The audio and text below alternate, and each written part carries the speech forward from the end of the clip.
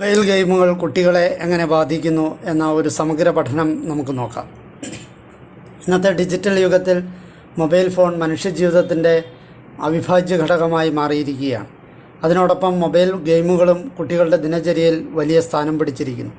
വിനോദത്തിനും ബുദ്ധിവികാസത്തിനും സഹായകരമാകുന്ന ചില ഗെയിമുകൾ ഉണ്ട് എങ്കിലും നിയന്ത്രണമില്ലാത്ത മൊബൈൽ ഗെയിം ഉപയോഗം കുട്ടികളുടെ മാനസിക, ശാരീരിക, സാമൂഹിക വളർച്ചയെ ഗൗരവമായി ബാധിക്കുന്നതായി നിരവധി പഠനങ്ങൾ സൂചിപ്പിക്കുന്നു.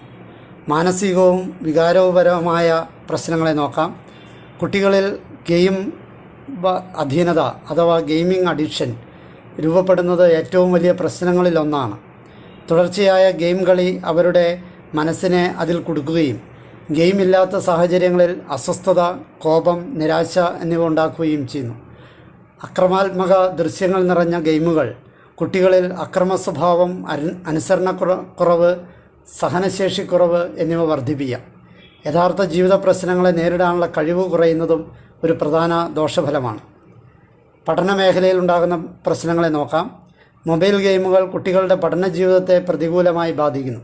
പഠന സമയം ഗെയിമുകൾ കൈയടക്കുമ്പോൾ ശ്രദ്ധക്കുറവ്, ഓർമ്മശക്തിക്കുറവ്, പഠനത്തിൽ ഇടിവ് വരവ് എന്നിവ ഉണ്ടാകുന്നു. പുസ്തക വായന, സൃഷ്ടിപരമായ എഴുത്ത്, ചിന്താശേഷി വളർത്തുന്ന പ്രവർത്തനങ്ങൾ എന്നിവയ്ക്ക് വേണ്ടത്ര സമയം ഉണ്ടാകാതെ ഗെയിമുകൾ അവ കവർന്നെടുക്കുന്നു. ഇതുവഴി കുട്ടികളുടെ സമഗ്ര ബുദ്ധിവികാസം മന്ദഗതിയിലാകുന്നു. ശാരീരിക ആരോഗ്യ പ്രശ്നങ്ങളെ നോക്കാം. നീണ്ട സമയത്തേക്ക് മൊബൈൽ സ്ക്രീനിലേക്ക് നോക്കുന്നത് കുട്ടികളിൽ കണ്ണുവേദന, തലവേദന, കാഴ്ചശക്തി കുറയൽ തുടങ്ങിയ പ്രശ്നങ്ങൾ സൃഷ്ടിക്കുന്നു. രാത്രിയിൽ ഗെയിം കളിക്കുന്നത് ഉറക്കക്കുറവിനും ഉറക്കത്തിൻ്റെ ക്രമം തകരുന്നതിനും കാരണമാകുന്നു. പുറം കളികൾ ഒഴിവാകുന്നതോടെ ശാരീരിക ചലനം കുറയുകയും അത് അമിതവണ്ണം, ശാരീരിക ക്ഷീണം, ജീവിതശൈലി രോഗങ്ങൾ എന്നിവയ്ക്ക് വഴിയൊരുക്കുകയും ചെയ്യുന്നു. സാമൂഹികവും കുടുംബപരവുമായ പ്രശ്നങ്ങളെ നോക്കാം. മൊബൈൽ ഗെയിമുകളിൽ മുഴുകുന്ന കുട്ടികൾ യഥാർത്ഥ സാമൂഹിക ബന്ധങ്ങളിൽ നിന്ന് അകന്നു പോകുന്ന പ്രവണത കാണിക്കുന്നു. കൂട്ടുകാരുമായി നേരിട്ട് സംസാരിക്കാനും കളിക്കാനുമുള്ള താല്പര്യം അവരുടെ കുറയുന്നു. ഇതുവഴി ഒറ്റപ്പെടൽ, സാമൂഹിക കഴിവുകളുടെ അഭാവം എന്നിവ വളരാൻ സാധ്യതയുണ്ട്. കുടുംബാംഗങ്ങളോടൊപ്പം ചെലവഴിക്കേണ്ട സമയം മൊബൈൽ സ്ക്രീനിലേക്ക് മാറുമ്പോൾ കുടുംബ ബന്ധങ്ങൾ ദുർബലമാകുന്നു. മാതാപിതാക്കളുടെയും സമൂഹത്തിൻ്റെയും ഉത്തരവാദിത്വം നോക്കാം.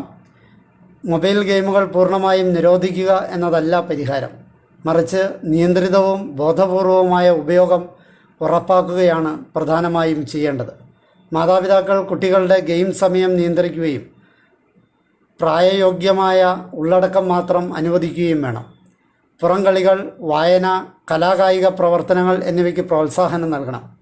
കുട്ടികളുമായി തുറന്ന സംഭാഷണം നടത്തുകയും മൊബൈൽ ഉപയോഗത്തിൽ മാതാപിതാക്കൾ തന്നെ നല്ല മാതൃക കാട്ടുകയും ചെയ്യുന്നത് അത്യാവശ്യമാണ്.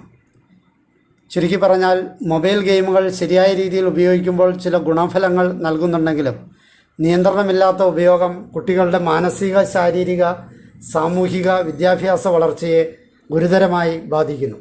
അതിനാൽ കുട്ടികളുടെ ഭാവി സംരക്ഷിക്കുവാൻ മാതാപിതാക്കളും അധ്യാപകരും സമൂഹവും ഒരുമിച്ച് ജാഗ്രത പുലർത്തേണ്ടത് അനിവാര്യമാണ്. സാങ്കേതിക വിദ്യ കുട്ടികളുടെ വളർച്ചയ്ക്ക് ഒരു ഉപകരണമാക്കണം, അതിന് തടസ്സമാക്കി മാറ്റരുത്.